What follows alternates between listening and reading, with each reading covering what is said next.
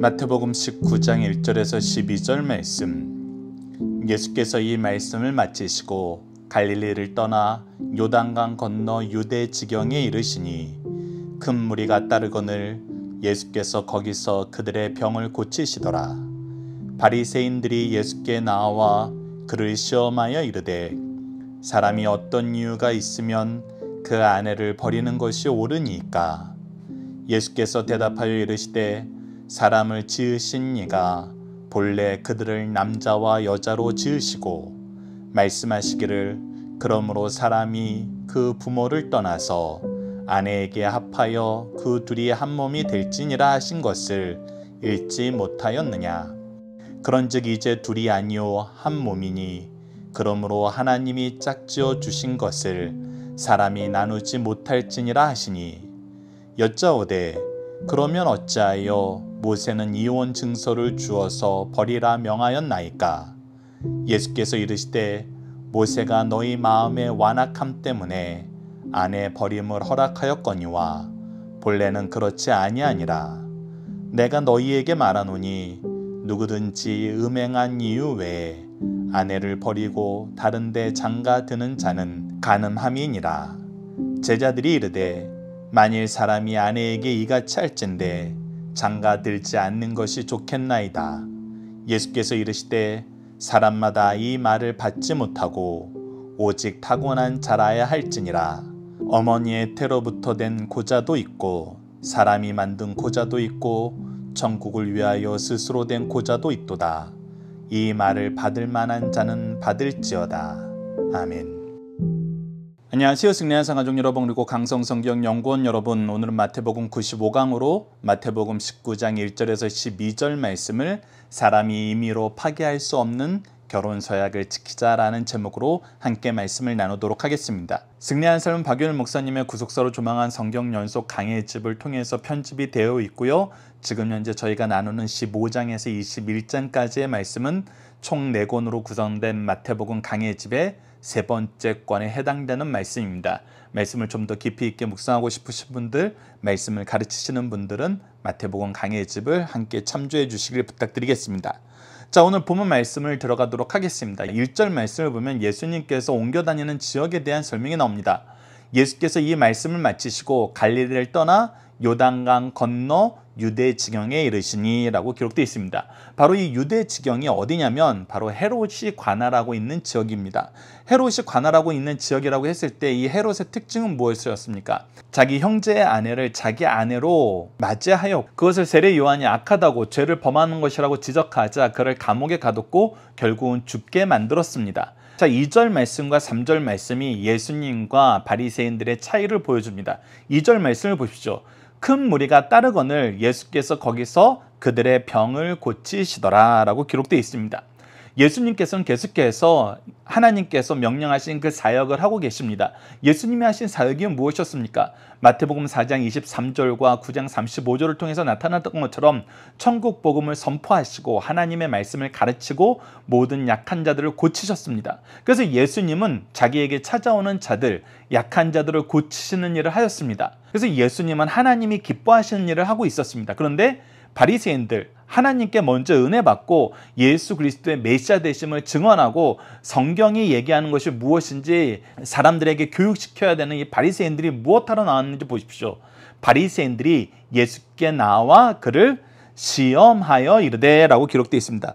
그리고 이 시험의 특징이 무엇이었냐면 어떤 대답을 하든지 예수님께 피해가 가는 질문들을 그들이 하였다는 것입니다. 그 대표적인 것이 세금 문제였잖아요. 만약에 세금을 내라 그러면 이스라엘 민족들에게 배반자로 낙인 찍히는 것이고 내지 말라 그러면 바로 로마에게 반항하는 것이기 때문에 고발하면 로마가 잡아가는 것이었습니다. 오늘 본문 말씀도 이것이 시험이 됩니다. 그 시험이 되는 이유를 우리가 질문과 함께 살펴보도록 하겠습니다. 이르되 사람이 어떤 이유가 있으면 그 아내를 버리는 것이 옳으니까 라고 얘기하고 있습니다. 즉 이혼에 대해서 허락해야 됩니까? 하지 말아야 됩니까? 라는 질문입니다. 사실 이것은 바리새파 안에서도 크게 싸움이 있고 분쟁이 있는 말씀 중에 하나였습니다. 바리새파에는 크게 힐렐학파와 삼마이 학파가 있었습니다. 힐렐학파는 다양한 이혼 사유를 들어서 실용적으로 이혼을 우리가 허락해야 된다라는 학파였고, 삼마이 학파는 성경에서 기록된 음행한 연고 외에는 이혼을 하면 안 된다라는 주장을 펼치던 학파였어요. 근데 지금 이 땅이 어느 땅입니까? 지금 헤롯이 다스리는 땅이에요. 만약에 세례 요한하고 동일하게 당신이 죄를 범했소라는 이런 뉘앙스로 말을 하게 되면은 지금 헤롯에게 고발해서 예수님을 잡아갈 수 있는 것이고, 만약에 이혼을 자유롭게 허락해야 된다 그러면은 세례 요한을 선지자로 아는 사람들의 마음을 상하게 함으로 예수님을 떠나게 할 수 있습니다. 항상 이 두 가지였어요. 사람들에게 인기 잃게 하든지 아니면 정보를 이용해서 예수님을 가두든지, 항상 이런 식으로 어느 쪽을 선택하더라도 잘못되는 길이 되는 질문을 하여서 시험한 것입니다. 그런데 이때 예수님의 지혜가 나타납니다. 그리고 이 지혜는 철저하게 말씀의 근거인 것을 우리가 알 수 있습니다. 예수님의 대답을 봅시다. 4절입니다. 예수께서 대답하여 이르시되 사람을 지으신 이가 본래 그들을 남자와 여자로 지으시고 이것이 창조의 질서라는 것입니다. 그리고 뭐라고 얘기하십니까? 말씀하시기를 그러므로 사람이 부모를 떠나서 아내에게 합하여 그들이 한 몸이 될지니라 하신 것을 읽지 못하였느냐. 자, 이 말씀은 바로 창세기에 기록된 말씀입니다. 우리가 함께 묵상할 말씀을 통해서 한번 보도록 하겠습니다. 창세기 2장 24절에 이렇게 기록되어 있습니다. 이러므로 남자가 부모를 떠나 그 아내와 합하여 둘이 한 몸을 이룰지니라. 즉 이것이 하나님께서 창조의 질서로 만들어 놓은 것이고, 바로 남자와 여자는 가정을 이루는 기본적인 단위로 하나님의 뜻 안에서 이 결혼 생활이 이루어진다는 것입니다. 그리고 나서 우리가 창세기 5장 2절에 이렇게 기록되어 있습니다. 남자와 여자를 창조하셨고 그들이 창조되던 날에 하나님이 그들에게 무엇을 주세요? 복을 주시고. 복을 주셨다는 건 무슨 뜻이에요? 바로 이 가정을 이루는데 가정에 필요한 것을 하나님께서 미리 허락하셨다는 거예요. 그리고 뭐라 그러셨냐면 그들의 이름을 사람이라 일컬었더라. 즉 휴먼이라고 이렇게 했던 거예요. 이것이 바로 사람의 특징이라는 것입니다. 그래서 남자와 여자가 하나가 되는 것은 하나님께서 세우신 창조의 질서에서 가장 중요하고 근본적인 모습이고, 이곳에 하나님께서 복을 주셔서 이 가정생활이 하나님이 복을 누리게 하는 가장 기본적인 곳으로 만드셨다는 거예요. 그래서 예수님이 말씀하십니다. 6절 말씀을 봅시다. 그런즉 이제 둘이 아니요 한 몸이니 그러므로 하나님이 짝지어 주신 것을 사람이 나누지 못할지니라. 자, 이게 무슨 뜻입니까? 바로 가정은 하나님이 세우신 신적 기관이라는 거예요. 그래서 우리가 마태복음 16장을 통해서 예수님께서 교회를 세우셨다라는 것을 통해서 교회가 삼위일체 하나님의 구속의 역사 속에서 세우신 신적 기관이고, 바로 가정이 창조의 질서 안에서 하나님께서 세우신 신적 기관이라는 거예요. 이 두 기관의 공통된 특징이 있어요. 그것은 뭐예요? 음부의 권세가 교회를 무너뜨릴 수가 없고, 사람이 하나님이 하나 되게 하신 이 가정을 무너뜨릴 수 없어요. 그래서 이것은 하나님의 뜻 안에서 이루어지고 하나님의 뜻 안에서 유지되고 하나님의 뜻 안에서 결실을 맺는 곳이라는 거예요. 그래서 가정과 교회가 하나님의 뜻을 가장 잘 경험하고 이 하나님의 뜻이 가장 잘 계승되는 곳이에요. 잘 나타나는 곳이에요. 이것을 우리가 기억해야 됩니다. 근데 이것을 기억 못하면은 계속 우리가 이 참된 의미를 겉도는 삶을 살게 돼요. 그래서 말라기서 2장 15절을 보십시오. 그에게는 영이 충만하였으나 오직 하나를 만들지 아니하셨느냐. 즉 아담에게 하나님께서 딱 한 사람 하와를 허락하신 이유가 뭐냐는 거예요. 어찌하여 하나만 만드셨느냐. 이는 경건한 자손으로 얻고자 하심이라. 즉 하나님의 뜻 안에서 가장 좋은 자녀를 양육할 수 있는 것이 바로 일부일처라는 거예요. 그러므로 내 심령을 상가 지켜 어려서 맞이한 아내에게 거짓을 행하지 말지니라. 이 음행이 시작될 때 항상 무엇으로 시작하냐면 거짓으로 시작해요. 사실 거의 대부분의 범죄가 거짓에서 시작됩니다. 탐욕도 거짓에서 시작되는 것을 볼 수 있어요. 그래서 우리는 경건함을 지키기 위해서는 일부일처 안에서 하나님이 처음 만드셨던 가정의 원형을 지키고 유지하고 계승하는 것이 너무나 중요하다는 거예요. 그리고 이곳에는 하나님의 복이 있고 하나님의 계획이 있고 하나님의 역사가 있다는 것을 우리에게 가르쳐주면서 그 역사의 신비를 얘기해 주는데, 그것이 바로 고린도전서와 에베소서 말씀을 통해서 확인할 수 있습니다. 첫 번째는 고린도전서 7장 4절에서 5절입니다. 아내는 자기 몸을 주장하지 못하고 오직 남편이 하며 남편도 그와 같이 자기 몸을 주장하지 못하고 오직 그 아내가 하나니 원래 내 몸의 주체는 나예요. 내가 한 사람의 인격으로 자라게 되면 내가 먹을 것을 찾아 먹게 되고 입을 것을 선택하게 되고 내 모든 삶의 영역을 내가 수고하여서 얻게 돼요. 그런데 그것이 결혼으로 이어지면 어떻게 돼요? 우리가 서로를 돕는 배필이 되어서 서로에게 자기의 주도권을 주는데 이때 놀랍게 드러나는 것이 뭐예요? 이 주도권을 주는 것이, 주권을 주는 것이 오히려 가장 아름다운 하모니를 만들어요. 왜? 그 중심에 누가 있기 때문에? 바로 하나님이 있기 때문에. 내가 나의 주도권을 넘겨주는 것은 그것이 하나님의 뜻이고 하나님의 뜻을 이루기 위해서예요. 내 배우자도 동일해요. 하나님의 뜻을 이루고 하나님의 역사를 이루기 위해서 그 주도권을 서로에게 주는 거예요. 그런데 이것을 서로에게 줄 때 무엇이 일어나요? 하나님의 뜻이 일어나고 하나님의 역사가 창출되고 하나님이 우리에게 주신 복과 계획을 우리가 충만하게 경험하게 돼요. 왜? 가정은 원래, 부부는 원래 그렇게 되라고 하나님이 만드셨기 때문이에요. 그래서 계속 봅시다. 오직 그 아내가 하나니 서로 분방하지 말라. 다만 기도할 틈을 얻기 위하여 합의상 얼마 동안 하되 다시 합하라. 이는 너희가 절제하지 못함으로 말미암아 사탄이 너희를 시험하지 못하게 하렵니다. 항상 이 부분을 주의해야 돼요. 하나님께서 가정을 주시고 부부 관계 안에서 하나 되게 하심을 경험한 것은 사탄이 항상 이 하나 되게 하심을 자기 뜻으로 바꿔서 자기 방법으로 바꿔서 우리를 유혹하기 때문이에요. 그래서 이것을 잘못하면은 항상 죄악과 짝하거나 죄악의 유혹에 너무나 쉽게 넘어갈 수 있어요. 그래서 가장 아름다운 가정의 모습이 가장 심각한 죄악으로 가득 차게 될 때가 있어요. 그리고 사탄은 이것을 이용하기 좋아해요.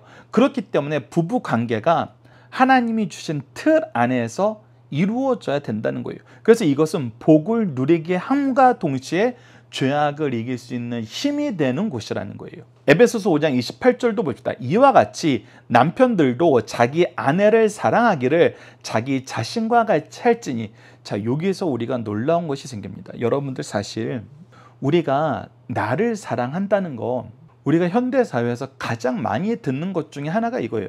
나를 사랑하지 못하는 사람은 타인도 사랑하지 못한다. 그래서 자기를 사랑할 줄 알아야 된다. 그런데 자기를 사랑하는 것이 우리에게 주어졌을 때 우리가 일반적으로 자기를 사랑하는 모습을 보면은 연약한 사람일수록 무엇이 안 되냐면 자기를 성실하게 사랑하는 것이 얼마나 힘든지 경험하게 돼요. 그래서 때로는 우리가 자기를 너무 사랑하지 못하는 모습을 보면서 저 사람은 왜 저렇게 자기 자신에 대해서 학대할까? 자기 자신을 새롭게 하고 건강하게 하고 바르게 하는데 왜 이렇게 노력을 안 할까? 우리가 안타까워하는 경우가 있잖아요. 때로는 안타까움을 넘어서 비난하는 경우도 생기게 돼요. 근데 놀랍게도 여러분들이 이런 사람도 사랑에 빠지면 어떻게 돼요? 자기를 돌보는 데는 그렇게 연약하고 그렇게 게으르고 그렇게 무능력해 보였던 사람이 누군가를 사랑하는 데에는 놀라운 힘을 내는 것을 보게 됩니다. 놀라운 능력을 내는 것을 보게 돼요. 놀라운 수고가 있는 것을 보게 됩니다. 그래서 우리가 나를 사랑하는 것보다 남을 사랑할 때 참된 사랑을 경험할 때가 많아요. 특히 자기를 사랑하는데 연약한 사람이 남을 사랑하다가 사랑의 놀라움을 발견하게 되는 걸 보게 됩니다. 그래서 이 에베소서 5장 28절 말씀에 놀라운 비밀이 있어요. 남편들도 자기 아내 사랑하기를. 특히 하나님께서 이 남자와 여자가 하나가 될 때 한 가정을 만드실 때 무엇을 주셨다고요? 우리가 위에 창세기 5장 2절 말씀을 통해서 복을 주셨다고요.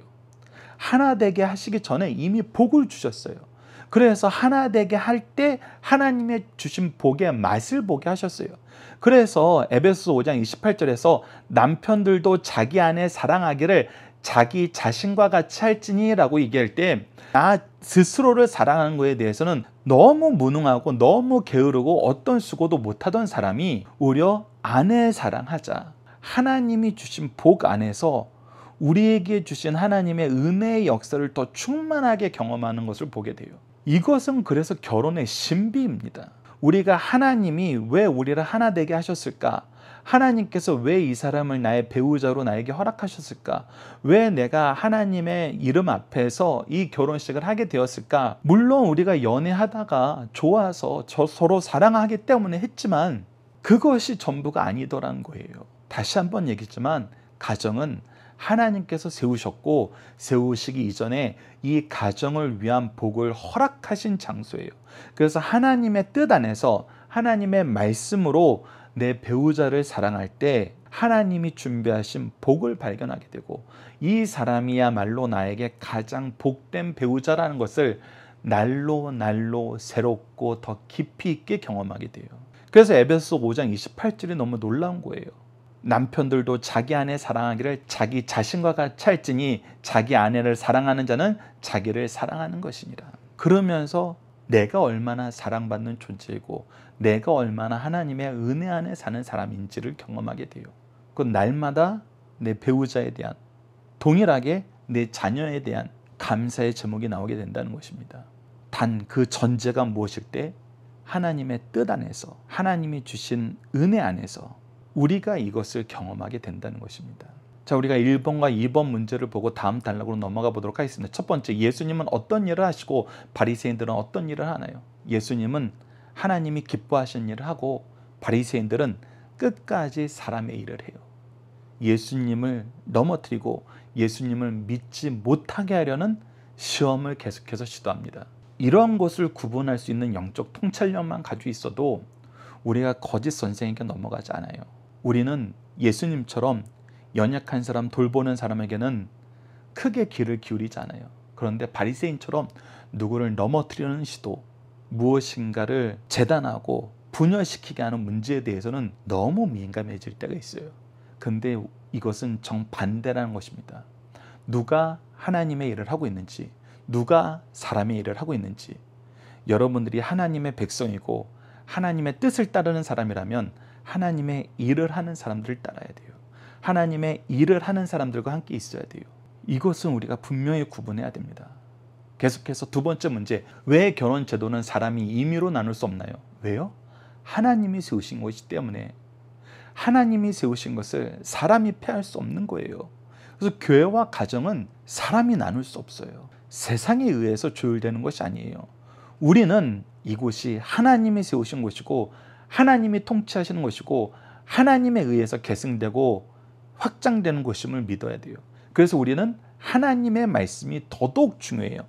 그래서 예수님께서 이 시험을 이기시는 모습도 바로 하나님의 뜻을 바로 알림으로써 모든 시도가 불식되는 것을 보게 돼요. 자, 7절부터 9절 말씀을 봅시다. 여짜오되 그러면 어찌하여 모세는 이혼 증서를 주어서 버리라 명하였나이까? 라고 물어봅니다. 자, 이에 대해서 예수님은 뭐라고 대답하십니까? 바로 8절입니다. 예수께서 이르시되 모세가 너희 마음의 완악함 때문에, 자, 여기서 완악함이 있다는 것은 이 문제에 대해서 회개하고 돌이키는 것이 아니라 오히려 죄를 더 짓는 방향으로 나아간다는 것입니다. 하나님께서 죄를 지적할 때 완악함이란 것이 생기게 되면은 이 지적을 받아들이질 않아요. 이 문제에 대해서 자기 방식대로 해석하고 자기 방식대로 나아가려는 경향이 더 강해집니다. 그래서 이 완악함이 생길 때에는 죄를 더 짓는 방향으로 나아가기 때문에 하나님께서는 이 죄로 나아가는 것을 막게 하시기 위해서 아내 버림을 허락하셨거니와 본래는 그렇지 않다는 거예요. 하나님께서 우리가 죄로 달려가는 것을 막기 위해서는 두 가지 면모를 보여주십니다. 첫 번째는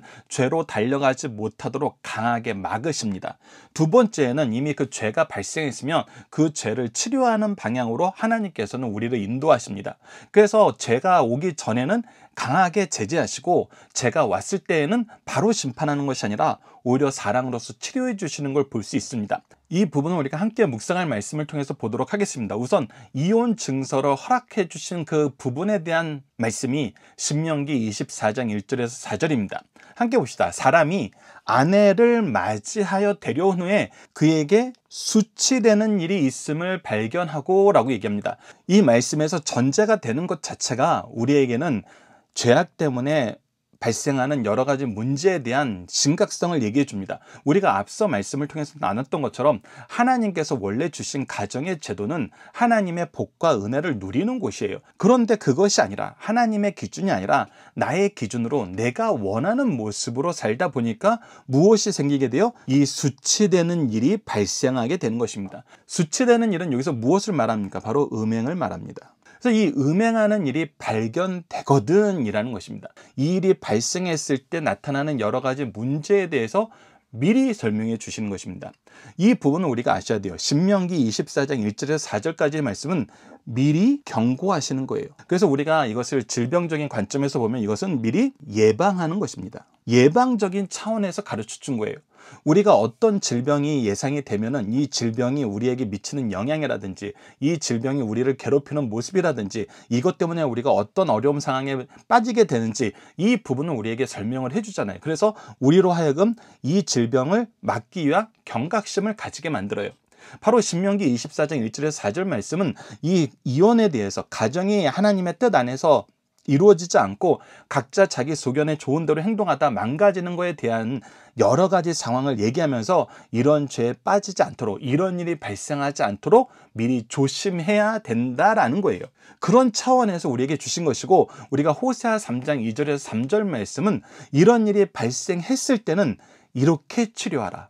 이렇게 치료하라는 치료적인 입장에서 얘기를 하신 것입니다. 우리가 성경을 보게 되면 이 두 가지의 이해를 잘 가지고 있어야 됩니다. 이 이해를 가지지 않고 이것을 그냥 어떤 죄에 대한 하나님의 일반적인 생각이라고 얘기하면은 사실 어떤 면에서는 이 두 의견이 충돌되는 거 아닌가? 이렇게 생각할 수 있어요. 왜 그러냐면 우리가 질병에 대해서도 얘기를 할 때 어떻게 합니까? 이 질병이 여러분들에게 오기 전에 여러분들이 반드시 이렇게 조심하셔서 생활하셔야 됩니다. 이렇게 조심하지 않으시면은 여러분들께서 이 질병에 걸려서 크게 고생할 수 있고 특히 이 질병의 가장 무서운 점은 무엇이냐면 이 확산 속도가 빨라서 우리 주변에 있는 사람들에게 다 퍼지는 것입니다. 라고 얘기를 해요. 그래서 이 얘기만 듣다가 누군가 딱 질병에 걸리면 우리가 어떻게 대하게 됩니까? 그 사람에 대해서 어떻게 대하게 돼요? 우리 이미 수년간 경험했잖아요. 이 사람들을 병균과 똑같은 존재로 취급을 하면서 우리가 굉장히 비난을 하고 공격을 했던 걸 볼 수 있어요. 그런데 중요한 것은 무엇이냐면 생명을 구하는 거였고 생명을 지키는 거였지 이 질병이 있는 사람 없는 사람 구분 짓는 것이 아니었잖아요. 하나님의 입장도 그렇다는 것입니다. 하나님께서는 우리가 생명의 구원을 얻는 것이고 우리가 하나님 자녀로서 백성으로 남는 것이지 우리가 이 질병에 걸리면 너희들은 다 버려야 되는 거 이 질병이 없으면 너희들은 내 백성이 되는 거 그것이 아니었잖아요. 우리가 자녀들을 사랑할 때도 자녀들을 기를 때에도 자녀가 병이 있으면 내 자녀가 안 되고 자녀가 어떤 장애가 있으면 내 자녀로서 자격이 안 되고 그런 거 아니잖아요. 그래도 내 자녀인 거예요. 내 자녀를 내가 보호도 하지만 아픔이 오면은 치료도 해줘야 돼요. 특히 이 간음의 문제, 부부 관계의 문제는 너무나 큰 축복인데 이것이 망가지면은 정말 온 집안에 큰 문제가 생겨요. 많은 영혼들이 여기서 상처를 입게 되고 어려움을 겪게 됩니다. 그래서 예방적인 차원에서 미리 조심하게 하기 위해서 강하게 하나님께서 여러 가지 상황을 얘기하시면서 질책도 하세요. 그러나 그 일이 발생됐을 때 그것 때문에 우리를 버리시는 것이 아니라 우리를 치료하시기 위해서 더 큰 사랑으로 우리에게 다가오시는 하나님을 보여줍니다. 그래서 우리도 죄가 아니라 생명에 대한 구원의 입장에서 이 말씀도 우리가 함께 봐야 됩니다. 앞서 바리새인들이 예수님을 시험한다고 했을 때는 바로 이 죄의 문제를 가지고 사람들을 정죄하기 위하고 예수님을 공격하기 위한 거였지만 예수님은 끝까지 무엇을 향해서 얘기하냐면 생명을 향해서 얘기합니다. 생명의 구원을 위해서 얘기해요.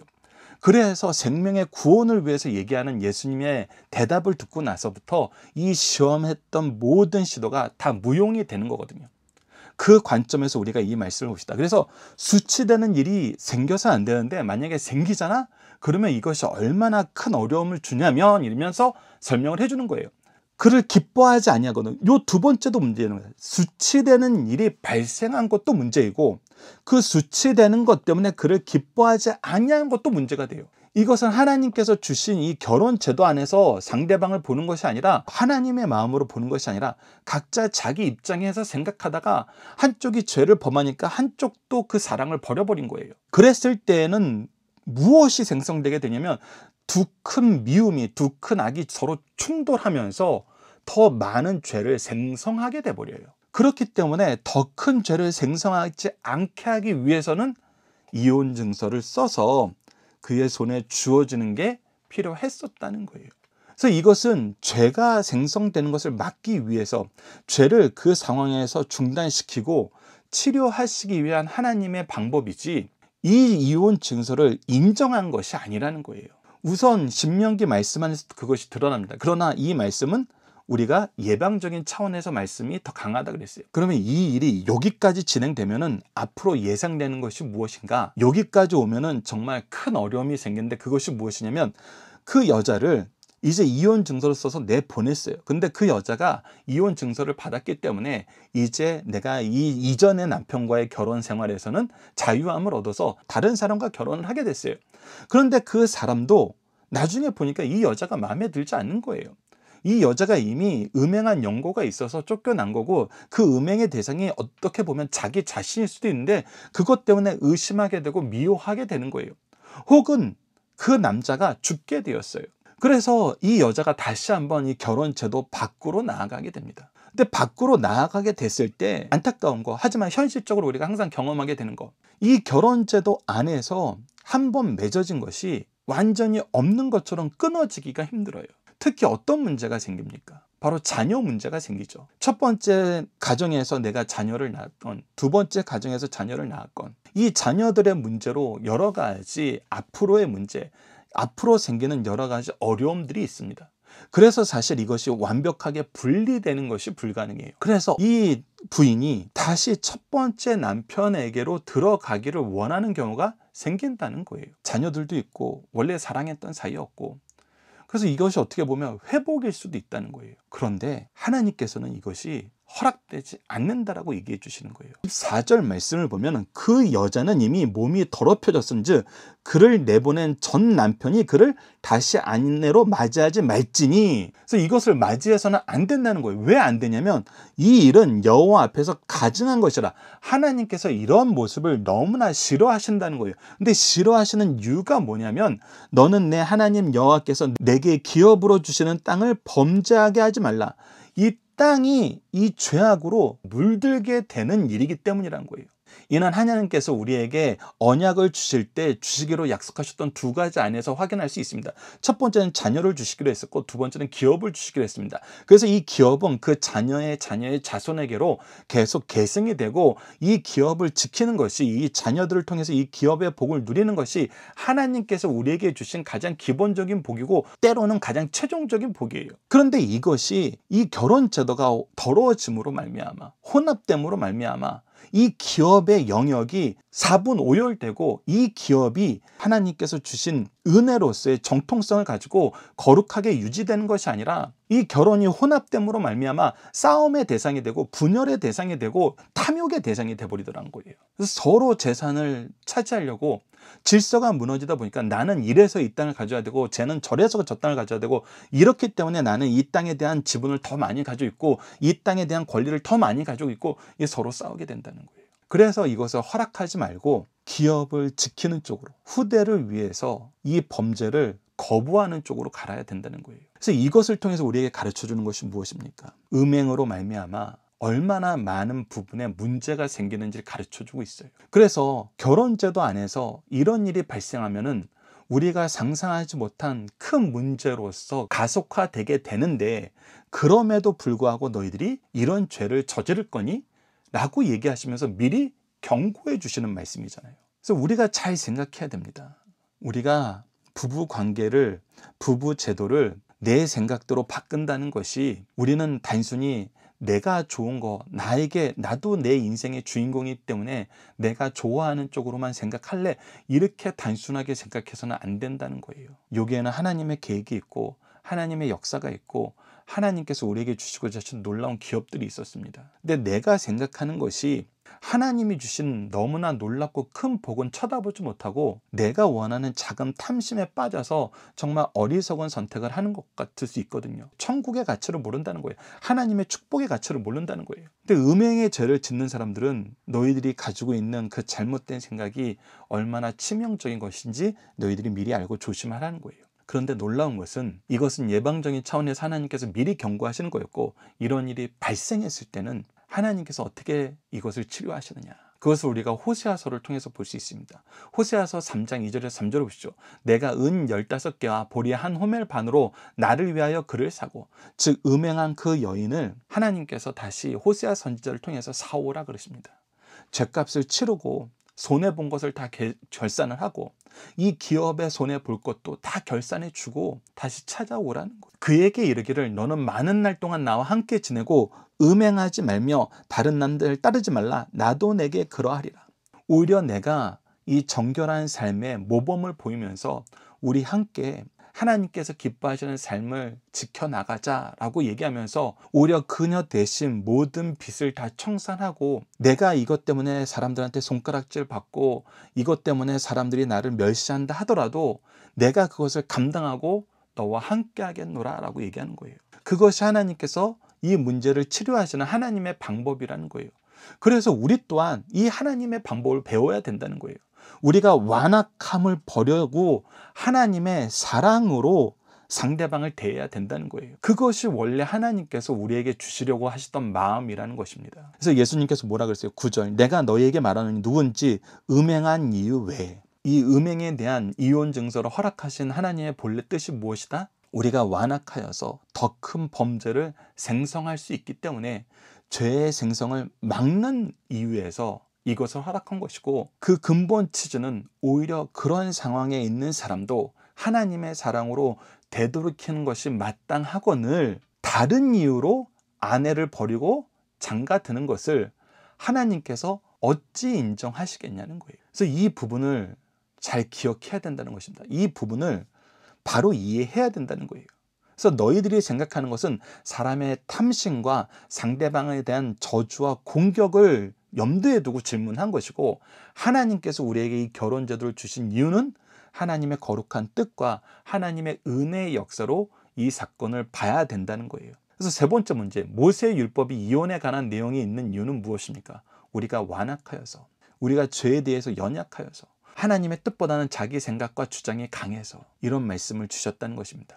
마지막 10절에서 12절 말씀을 봅시다. 제자들이 이르되 만일 사람이 아내에게 이같이 할진대 장가들지 않는 것이 좋겠나이다. 일단 두려운 거예요. 사실 연약한 죄인들에겐 너무 어렵고 힘든 일이라고 보일 수 있다는 거예요. 그래서 차라리 혼자 지내는 게 낫지 않을까요? 혼자 지내는 건 어때요? 라고 얘기했을 때 11절에 예수님께서 뭐라고 하십니까? 예수께서 이르시되 사람마다 이 말을 받지 못하고 오직 타고난 자라야 할지니라 라고 말씀하세요. 왜 그러세요? 우리가 이미 고린도전서 7장 5절에서 봤던 것처럼 결혼 제도를 주신 이유는 그 안에서 복을 누리는 것도 있지만 음행을 이기는 보호장치도 있다는 것도 분명히 얘기했습니다. 그래서 이것이 하나님의 은혜 안에서 이루어진다는 거예요.